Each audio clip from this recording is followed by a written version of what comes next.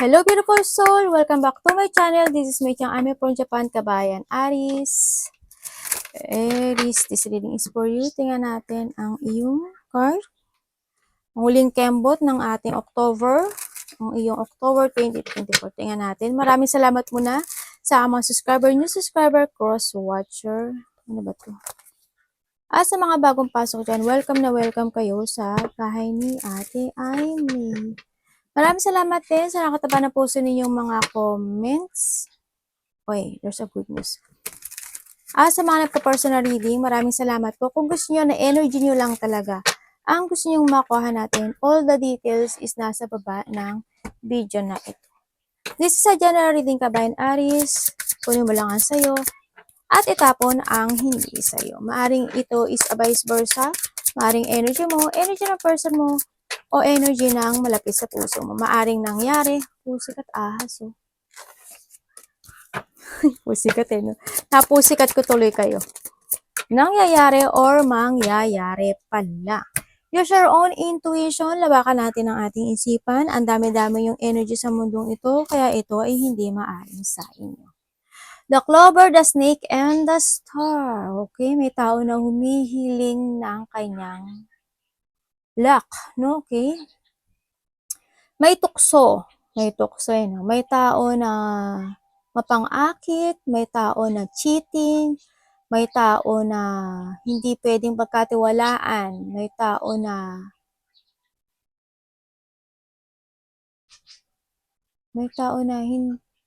hindi totoo. Ganyan. A toxic person, syempre. Yes, there's a dream sa kung nakikita, no? Iba dito parang, kasi we have the snake, sa nakita ko kasi dito, parang may tao na sumusugal para sa kagustuhan. Alam mo yun? Ganun nakakita ko. May tao na sumusugal para sa gusto niya, sa buhay niya. Ganyan. Iba dito is, there's a lack. There's a lack. Maaring sa gambling, maaring sa tao na malapit sa puso mo, ganyan. Ako nakikita. May mga small happiness. There's also the opportunity. Or maybe you are wishing for an opportunity. Kung wala kayong trabaho, maybe you are wishing for opportunity. Ganyan. Merong isang situation din ako na nakikita sa iba sa inyo na nai-inspire kayo. Yan. Siguro andin yung yung obsession. Hindi man siya ganun, hindi na, siguro obsession with it comes to a luck, ganyan, obsession with it comes to a dream. Di ba may mga tayong obsession? Obsession with it comes sa isang tao. Kumbaga, andun yung inspiration mo sa kanya, ganyan, na-inspire ka dun sa tao na yun. Kumbaga, naaakit ka sa tao na yun or someone, ha? Yung nakikita ko dito. And then, meron daw mga sitwasyon na kailangan i-progress or may mga sitwasyon na pinaprogress para sa kanilang goal, ganyan. Or you need to progress para sa isang goal. Kasi iba dito, either sa work man yan, profession, or inspirations in life, ganyan. Or to your stability, ganyan. Siguro kailangan ng progressing, para mas ma-achieve mo yung goal mo or yung luck mo. Diba? Kumbaga, there's a chance naman there's a hope. Kumbaga, kailangan lang talaga na kumilos. Diba? Kumbaga, may mga opportunity naman na dumarating or parating. Siguro kailangan lang talagang mag-move sa nakita ko dito. Or may mga sitwasyon kayo na, sa iba dito stuck May nakita kasi akong stuck. May nakita akong stuck. Nai-stuck or stuck. Tingnan nga natin. Ano mo? Para kay Aries. Wala ako ng 4, ha? Huling kembot po ni Aries this October.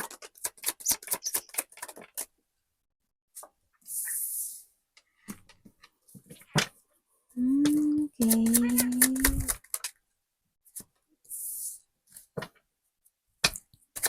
Yun, no? Ibig sabihin, there is someone thinking ng new beginning for a person na maybe a family, a twin flame, ganyan, na kumbaga there's an admirer, ganyan. Someone's thinking about sa kanyang admirer, ganyan. So, nakita ko dito.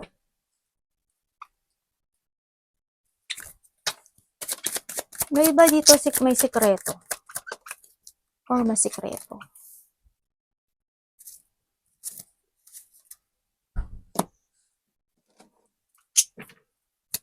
Ano pwede kong malaman kay Hermit?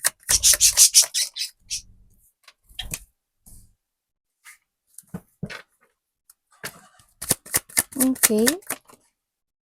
Para saan naman to? Diba? May tao na nag-iisip ng malalim. No? The Fool and the Fool, oh. Maybe itong tao na to is pinakasalan mo or a person na someone want ng commitment sa'yo, ganyan. So, nakita ko dito, mayroon ditong tao na, or maybe ikaw to, or just a person na, may nag-iisip kasi ng isang tao ng,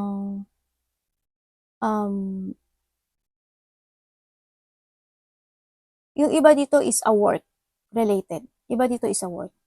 Iba dito is, halimbawa, yun nga, nag-iisip kayo na, ano ba yung gusto ko? Ano ba yung work na bagay sa akin? Ganyan. Maaaring ganun, no?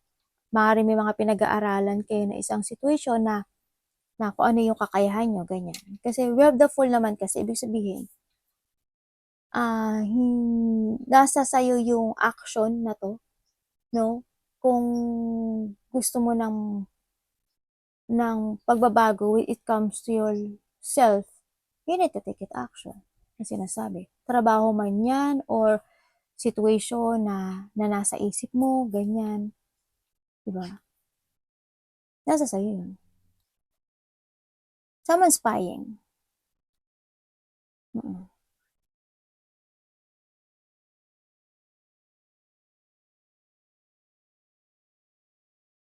May tao dito na ano.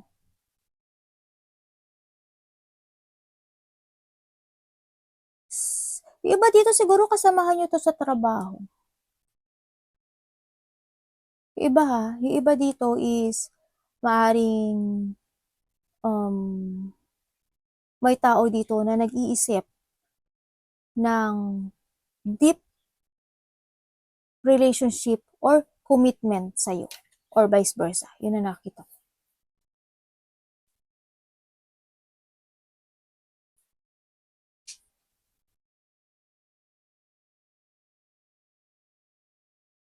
Kung kayo is tingnan ko nga. Ano pwede ko malaman?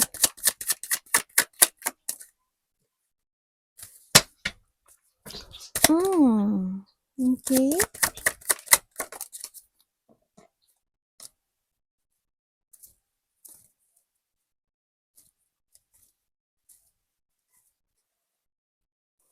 There's a collaboration ako nakikita dito, oh.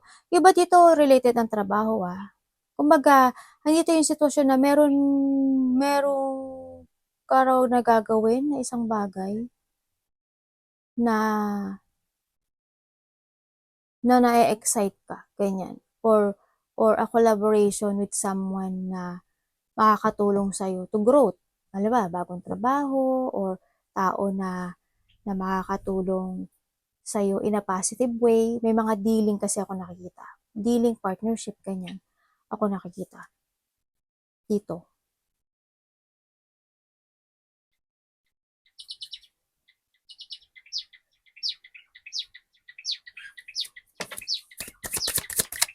Basta mag-trust ka sa intuition mo, ah. Ay, my goodnesses. May hindi natututo dito. May taong hindi natututo. Walang mangyayari dito. Sorry talaga. May taong nagsisinungaling. Okay. May tao dito na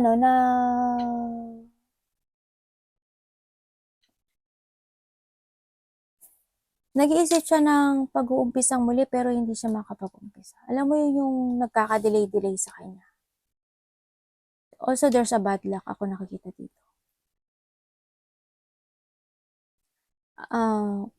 Kumbaga, may mga situation na nalo-loss of control ka, ganyan. May mga sitwasyon na, ang nakikita ko dito, may mga sitwasyon sa'yo na paulit-ulit na nangyayari na lang eh.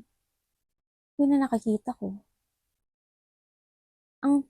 Ang tagal mong pinag-aaralan, ang tagal mong ginagawa at pinag-iisipan, pero hindi ko nakikita yung a good result dito sa sitwasyon na to. Nung kumbaga hindi ka na rin nagtatrust sa intuition mo,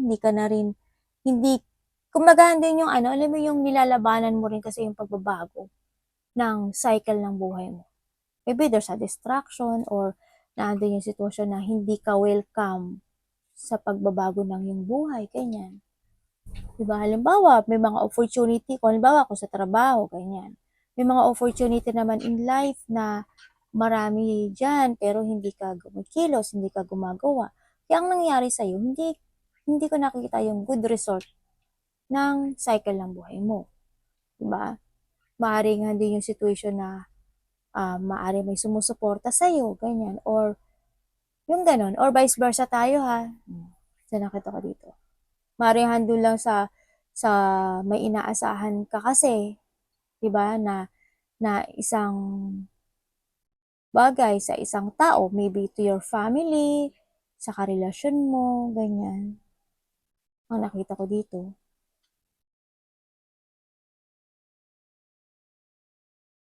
Pero yun nga, paulit-ulit na may mga sitwasyon na paulit-ulit lang yung cycle ng buhay. Paulit-ulit na siya.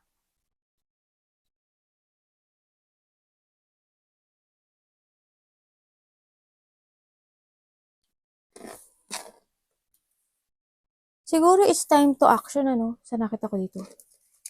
It's time to take it action.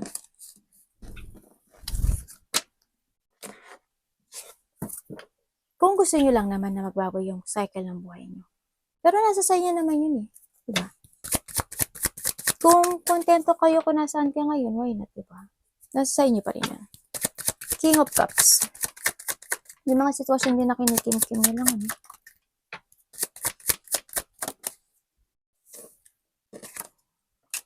Four of Swords.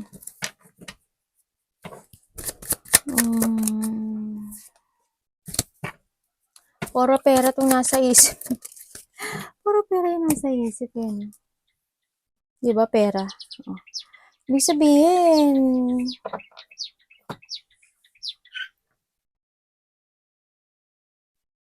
may tao dito na maaring sinusuportahan ka, sa nakita ko dito.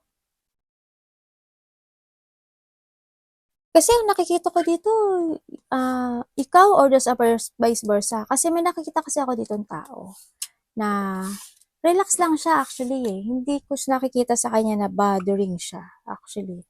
Andun yung sitwasyon na maaring may mga nare-receive siya na tulong sa ibang tao, maaring may tao dito na pinapahalagahan siya, ganyan.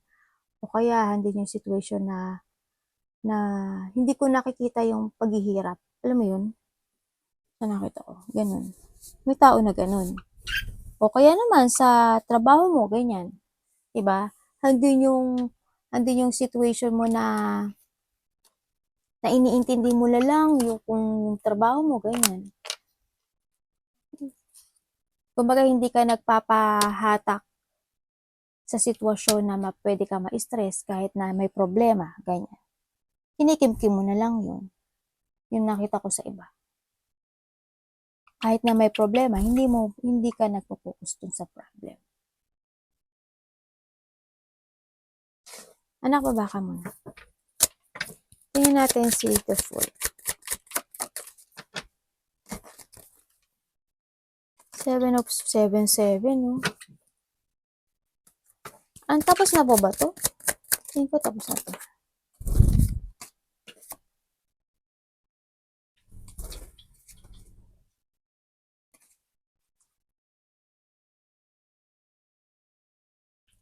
Sabi dito, you need to jump to your fashion. Sa nakita ko to, you need to jump to your fashion. You need to recover again and start a new beginning when it comes to yourself. Huwag kang malito, huwag ka lang mag-isip, huwag ka lang mag-daydream, ganyan. Kumbaga, huwag mong lokohin yung sarili mo. Kumbaga, hindi sinasabi. Huwag mong lokohin yung sarili mo. Kumbaga, jump to your fashion. Ilabas mo yung talent mo, ilabas mo yung, yung kakayahan mo, ganyan. Ang nakikita ko dito.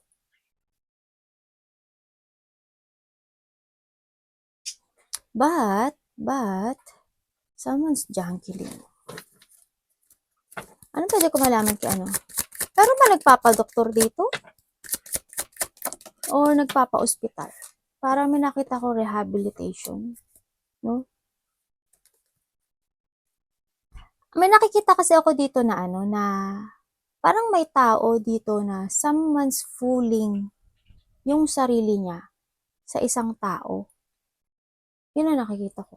Hindi ko alam kung ikaw or there is someone here na pinupush na lang niya yung sarili niya doon sa situation. Halimbawa, ikaw sa trabaho mo, kahit na yes, hindi ka masaya or hindi ka okay doon, pero kinakailangan, di ba? Hindi rin yung pagpupush sa sarili. Kailangan ko to, kailangan kong ganyan. O kaya naman, when it comes to a relationship or mga tao na nasa paligid mo, ganun. Maring ikaw or there is someone here na pinupush niya yung sarili, someone's pushing his, herself sa isang sitwasyon. Kahit na alam niya na hindi totoo. Kumbaga, hindi yung lying, hindi yung pagsisinungaling. Alam mo yun? Yung ganun nakita ko. Or, sa iba dito, you need to push yourself to create again. Jump to your fashion, di ba? Yun ang nakita kong payo dito. Kumbaga, magpakatotoo ka sa sarili mo. Don't hide your feelings. Kumbaga, ano yung gusto mong fashion? Go ahead. You need to fight, di ba? In a good way, syempre. In a good way. Start a new beginning. Di ba? Kailangan mong magkaroon ng lakas ng loob para i-create again yung sarili mo. Di ba? I-release mo yung sarili mo dun sa isang sitwasyon na nahihirapan ka. Kumbaga, kailangan mo ng recovery to yourself. Fight and don't give up to create again yourself. Kumbaga, tingnan mo to si Nine of Wands and the Ace of Wands, diba? Ibig sabihin, kung iba sa inyo is kailangan nyo talagang kumilos para makumpleto at matapos yung mga problema nyo sa buhay nyo. Eight of Stick. Kailangan nyo ngayon ng positive destination. No, mag-continue ka lang. Ay, 3 of Swords. Mag-continue ka lang sa direction mo to find your goal. Okay. Okay, you're in pain. May third party. Sabi ko, may third party. Ibig sabihin, di ba may ahas? Kung dito is merong seduction or merong naakit or pangaakit, ganyan, sa nakita ko dito. Maring nahandun yung pain, sa nakita ko dito. Nakakaramdam ka ng depression, maaring mayroong mga hindi nagkakaintindihan, o hindi mo siguro maintindihan din yung sarili mo, maaring ganun. Kasi hindi mo alam kung saan talaga yung tamang destination mo in your life, ganyan. O kaya, andito rin yung situation na may mga gusto kang itama or may mga gusto kang aksyonan o may mga gusto kang sabihin pero hindi mo masabi, mga ganun. Nakita ko dito. Kaya mas tinatanggap mo na lang yung pain na yun, yung sorrow na yun, yung lungkot na yun, di ba? Yung as in depression, kung sa iba, ganyan. Kumbaga, hindi yung situation na maaring nagkakaroon ka rin ng doubt to yourself, di ba? Kumbaga, you don't know how to proceed. Di ba? Kung mag-a-action ka or hindi. Kung magte-take ka action ka o hindi. Di ba? Sa nakita ko dito.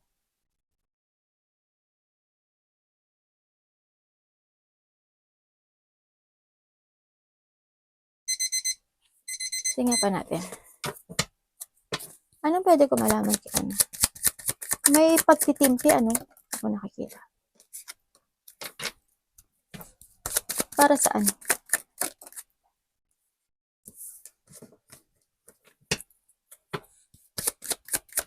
You are nagde-daydream ka ha. The Nine of Swords. And the Strange. Okay. Merong isang sitwasyon sa buhay mo in the past. Ibig sabihin. Or, may mga pag-worry, no? May mga pag-worry, pag-aalala, takot, ako na nakikita sa iyo. Yun na nakita ko sa iba. Lakasan mo lang yung loob mo, no? Kumbaga, wag kang mag-focus dun sa stress, depression, or pag-aalala, or takot na yan, ano, sa nakita ko. Wag kang maguluhan. Kasi you're manifesting for something eh. Sa nakita ko dito eh. Nagmamanifest ka, or nagde-daydream ka, or nagpapantasizing ka. Yan, kumbaga, nagkakaroon ka ng choices in life, ganyan. Kung ano ba talaga ang gusto ko sa buhay ko, ano ba talaga yung gusto kong destination, ano ba talaga, sino ba talaga, yan, ano ba dapat, kung hindi man ito tao, ano bang kakayahan ko, kaya ko ba, ganyan. Yan ang nakikita ko sa iyo. Kailangan you need to control and balance yung situation mo ngayon, no? Sa nakita ko dito, magpakatatag ka, syempre, sinasabi dito. Kumbaga, you need to decide na umalis dito sa sitwasyon na to. Huwag ka lang magmanifest kung hindi ka naman di uma-action. Kailangan di kasi dito na action. If you manifesting something, kailangan mong itama yung sitwasyon mo. Kailangan mong magkaroon ng tamang direction. Kailangan mong mag-action, syempre, di ba? Ganun nakita. Lakasan mo na yung loob mo, oh. Makakaraos ka rin yan. Huwag ka mag-focus dun sa mga kabiguan, no? Sa nakita ko dito. Mag-focus ka sa mga opportunity pa na meron sa'yo, likuran. O sa hinaharap, no? Sa nakita ko dito. Arigatou namaste, God bless.